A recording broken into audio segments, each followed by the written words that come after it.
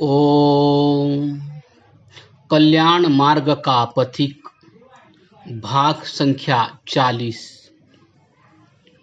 जालंधर आर्य समाज का प्रथम वार्षिक उत्सव। अमृतसर और लाहौर के आर्य समाजों के उत्सवों में सम्मिलित होने के बाद मैंने वकालत की परीक्षा दूसरी बार दी। परीक्षा से निवृत्त होते ही मैं जालंधर पहुंचा और स्थानीय आर्य समाज के पहले वार्षिक उत्सव की तैयारी में लगा। मुरलीमल वाली धर्मशाला से हम सब उठकर कपूरथला के वकील खाने के सामने उस मकान में आ गए थे जिसकी बुनियाद पर इस समय सरदार अमर सिंह का मकान खड़ा है। इस नए मकान का आंगन बहुत बड़ा था। इस आंगन में शामियाने खड़े करके खूब सजावट की गई थी। इसी उत्सव के समय जालंधर के पौराणिक धर्म सभा का जन्म हुआ। आर्य समाज ने तो 2 वर्षों की लगातार कोशिश के पीछे अपने पहले वार्षिक उत्सव का विज्ञापन दिया, किंतु हमारे पौराणिक भाइयों ने हमारे वार्षिक उत्सव से 15 व 20 दिन पहले ही धर्म सभा स्थापित करके उन्हीं तिथियों पर वार्षिक उत्सव मनाने का विज्ञापन दे दिया। एक ठटोल ने उस समय कहा था कि धर्म सभा वालों के वर्ष जहां विस्तृत से विस्तृत होते हैं वहां संकुचित से संकुचित भी हो सकते हैं। 15 व 20 दिनों का वर्ष तो शायद उत्तरी या दक्षिणी ध्रुव में भी नहीं होता होगा। इस पहले उत्सव का नगर निवासियों पर बड़ा प्रभाव पड़ा। पौष 1943 में जालंधर आर्य समाज का जो पहला वार्षिक उत्सव हुआ वह कई दृष्टियों से स्मरणीय है। प्रथम तो स्थानीय आर्य समाज के सब अधिकारियों और प्रतिष्ठित सभासदों का स्वयं परमात्मा का गुणानुवाद गाते हुए बाजारों और गलियों में से गुजरना ही एक विशेष प्रभाव उत्पन्न कर रहा था। फिर पंजाब के कुछ श्रीमानों का बाहर से सम्मिलित होना, तिस पर भी नौकर चाकर रखने वालों का धर्म की सेवा के लिए हाथ से मजदूरों की तरह काम करना विशेष प्रभाव डाल रहा था। बाहर से आए हुए भाइयों का उतारा मेरे मकान पर किया गया था। मैंने परिवार को तो अपने श्वशुर गृह भेज दिया और स्वयं समाज मंदिर में आसन जमाया। उत्सव नगर के दूसरे किनारे पर मनाया जा रहा था और मकान शहर से इस किनारे पर था। नित्य प्रातःकाल सारे नगर में से हरि कीर्तन करते हुए आर्य पुरुष आया करते थे, जिसका बहुत ही उत्तम प्रभाव पड़ता था। इस वर्ष के पश्चात भी 8-9 वर्षों तक नगर के उसी ओर गवर्नमेंट हाई स्कूल के मकान में उतारा किया जाता रहा। जालंधर नगर में इस वार्षिकोत्सव ने आर्य समाज की जड़ों को दृढ़ कर दिया। धर्म सभा के बहुत विरोध करने पर भी श्रोतागण की भीड़भाड़ बहुत बढ़िया रही। सर्वसाधारण पर इसका भी प्रभाव पड़ा कि जहां आर्य समाज की वेदी पर किसी प्रकार के भी व्यक्तिगत अनुचित कटाक्ष नहीं हुए, वहां धर्म सभा की वेदी से गालियों की बौछार होती रही।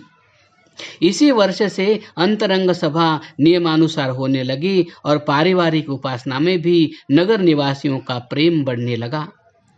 वह समय जब आंखों के आगे आ जाता है तो मन की विचित्र दशा हो जाती है। सप्ताह में 3-4 दिन अवश्य ऐसे आते थे जबकि आर्य पुरुष 8-9 बजे रात को परमात्मा की स्तुति प्रार्थनादि के भजन गाते हुए बाजारों में से निकलते थे।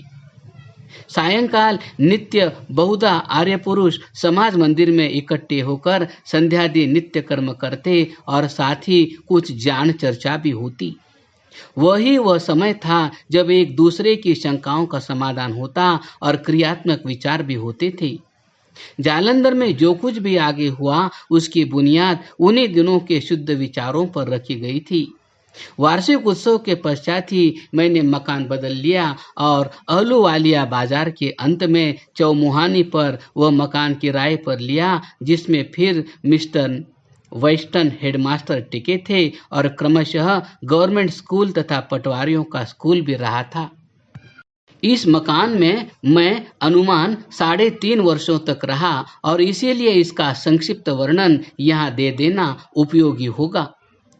कोतवाली से जो सड़क जिला अदालतों की ओर जाती है, उसके बाईं ओर बस्ती की सड़क पर यह मकान है। सड़क की ओर एक छोटी दीवार से घिरा आंगन है जिसमें 250-300 आदमी बैठ सके। फिर सरबसर बरामदा और उसके साथ एक लंबा कमरा बैठक का, उसके साथ एक छोटा कमरा था जिसमें से अंदर को फाटक था। अंदर उतने ही मकानों के साथ छोटा आंगन और उसके दूसरी ओर रसोई तथा स्नानादि के गृह थे। इस मकान के साथ ही तबेला था जिसमें मेरी 2 बघियां और 2 घोड़े बंधे रहते थे। कुछ नए नट नाट्यशाला में। मेरे पुराने मुंशी अमीर खां का देहांत हो चुका था। मैंने उसके पुत्र का पालन करना चाहा और इसलिए उससे काम लेने लगा, किंतु वह अभी बच्चा था, उससे काम न चला। तब काशीराम को मुंशी नियत किया। ये महाशय आर्य समाजी बन चुके थे और काम में होशियार थे। इन दिनों बेकार भी बैठे थे, इसलिए उनको मुंशी बनाने से एक पंथ 2 काज सिद्ध हुए। इस वर्ष भी कुछ नवीन नटों का मेरे जीवन की नाट्यशाला में प्रवेश हुआ। उनमें से पहले राजकुमार मियाँ जन्मेजय उस समय राजा सुकेत दुष्ट निकंद सेन के सौतेले भाई थे। कांगड़े के पहाड़ में राज परिवारों के सब सभासदों को मियाँ कहते हैं। यह उपाधि इन लोगों ने मुसलमानी राज के समय धारण की प्रतीत होती है। जब आजकल मुंबई मद्रास प्रांत आदि के बड़े बड़े पंडित भी मिस्टर कहलाने में अपनी प्रतिष्ठा समझते हैं, तो मुगलों के दास राजपूत यदि मियाँ बनकर उपज के लेते थे तो उन्हें कौन अपराधी समझ सकता है। राजा दुष्ट निकंदन स्वयं बड़ा दुष्ट था। उसने अपने सगे चचा मियाँ शिवसिंह को देश निकाला देकर उनका भंडार लूट लिया था। सहस्रों रुपयों का धन इस लूट में उसके हाथ आया। अपने भाइयों को उनके गुजारे के अधिकार से वंचित करके राज बाहर कर दिया। मियाँ शिव सिंह अपने छोटे भाई मियाँ ज्वाला सिंह और भतीजे जन्मेजय और उसके भाई सहित जालंधर राय शालिग्राम के यहाँ आ रहे थे। मियाँ जन्मेजय हम आर्य समाजियों की संगति से आर्य समाज के सभासद बन गए और मेरे साथ उनका पठन पाठन का विशेष संबंध हो गया। इसी वर्ष ब्रह्मचारी ब्रह्मानंद का मेरे साथ संबंध हुआ। यह महाशय बिहार प्रांत के कायस्थ घराने में उत्पन्न हुए थे। 25 वर्ष की आयु में ही घर से उपरत होकर निकल आए और कुछ महीनों में निश्चल दास की पोथी हाथ में लिए हुए घूमते घूमते अमृतसर की दिवाली देखकर जालंधर की गुफा पर आ उपस्थित हुए थे। उस गुफा में शंकरपुरी योगी महात्मा का निवास था। उन पर सर्वसाधारण की बड़ी श्रद्धा थी।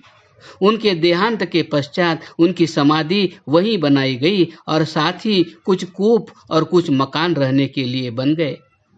गुफा को भी पक्का बना दिया गया। स्थान तो योगी का था, किंतु जिस समय का हाल मैं लिख रहा हूँ उसमें उस समय भोगी निवास करते थे।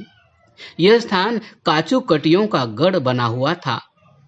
आयनपुरी जो सर्वभक्षी और मद्यप था, इस स्थान का अध्यक्ष बना हुआ था। मुझे पता लगा कि धूर्त दुराचारियों में एक सच्चा साधु आकर उतरा है। हम गए तो एक काले 25 वर्ष के युवा साधु को भगवा ओवरकोट पहने गुफा में विचार सागर पढ़ते पाया। 1 घंटे की ही बातचीत ने साधु जी को हमारी ओर आकर्षित कर दिया और वे आर्य समाज मंदिर में आकर रहने लगे। इस स्थान में ही मैं गुफा वाले काचूकटीय साधुओं का विशेष परिचय अपने पाठकों को देना चाहता हूँ। ये लोग नास्तिक होते हैं या यो कहिए कि होते थे, क्योंकि इस समय पंजाब में नास्तिक साधु वेशधारी बहुत कम है। ईश्वर, वेद, वेदांत, द्वैताद्वैत किसी विचार में भी इनकी श्रद्धा नहीं देखी जाती थी। कपड़े ये स्वच्छ श्वेत पहनते और प्रायः हुक्का पीने वाले होते थे। एक काचू कटिए की दिनचर्या का वर्णन बड़ा ही मनोरंजक होगा, इसलिए अपने देखे अनुसार लिखे देता हूँ। भाई देवराज के घर में टिका हुआ था जब एक दो काचू कटिए रात काटने उनके मकान पर आए। अतिथि समझकर उनका सत्कार किया गया और भोजन कराया गया। जब भोजन से निवृत्त हुए तो उन्हें खटिया की सूझी। पहले नवार का पलंग मांगा। वह खाली न होने पर जो खटिया दिखाई गई उन पर लेट लेट कर पहले उन्होंने अपने नाप की खटिया चुन ली, फिर अपना स्वच्छ बिस्तर बिछाकर बैठ गए। बातचीत पर बोले, असी तेरा वेदांत वेद सब चुलहे विच धक्क दिता है, कोई अकल दी गल कर। रात के भोजन के पश्चात अपने नाप की खटिया पर बैठकर हुक्का पी काचू कटिया सो जाएगा। प्रातः उठकर पहला काम मट्टी के हुक्के को खूब धोकर साफ करना, फिर चिलम तैयार करके हुक्का गुड़गुड़ाना। शौच से निवृत्त होकर पहले जूता साफ करना। काचू कटिया जूते से पहचाना जा सकता है। सप्ताह में 2 बार जूते को तेल देना ये अपना धर्म समझते हैं। जूता साफ करके फिर कपड़ों की बारी। यदि साबुन पास नहीं तो बनिए की दुकान पर गए और हाँक लगाई, ओ लाला दे एक टिक्की साबुन दी, तेरा साबुन गया साढ़े कपड़े दी मैल गई। अर्थात पुण्य की कोई बात नहीं, एक प्रकार का सौदा है। लाला जी की क्या मजाल कि साधु जी को मना करे। यहाँ तो भेक को नमस्कार है। गृहस्थों से अनोखा किसी प्रकार का भी कपड़ा क्यों न पहने हो, उसका ही श्राद्ध और तर्पण हिंदू अपना कर्तव्य समझते हैं। शायद इसीलिए कैदियों को पुलिस के पंजे में जाते हुए देखकर कई हिंदू बुढ़ियां उन्हें दूर से नमस्कार करती है। साबुन लगाकर काचू कटिया केवल कौपिन धारण करके सब कपड़ों को साबुन से धोकर सूखने डाल देता है और दूसरा दौर हुक्के का शुरू होता है। हुक्के के तीसरे दौर तक कपड़े सूख गए और 11 पर चोट लगी। तब काचू कटियों को स्नान की सूझती है। पैर हाथ मलने मलाने में आधा घंटा व्यतीत कर साधु जी तैयार हुए तो 100 विश्व भोजन के लिए कोई श्रद्धालु भेक पूजक तैयार बैठा नजर आएगा। यदि कोई न हुआ तो जिस पहले घर में हाक लगाई कि चल माई तेरी रोटी गई साडी भुक गई लेखा बराबर है, वहां ही 5 प्रकार के भोजन तैयार मिलेंगे। भोजन के पश्चात हुक्का पीकर वृक्ष तले सो जाना। तीसरे पहर फिर उठकर हुक्के के दम और फरागत और फिर कपड़े डांट कर सैर। बस यहाँ फिर नास्तिकपन की दलीलों से आवारा लड़कों को फांसने का समय आता था। यही काची कटिए के दफ्तर व समाज व सत्संग व कर्तव्य पालन का समय समझ लो।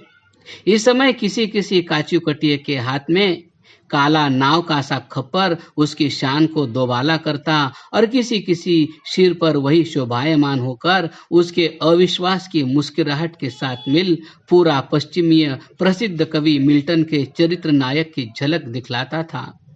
रात को फिर भोजन, हुक्का और अपने नाप की चारपाई, और इस दृश्य पर जवनिका गिर जाती है क्रमशः।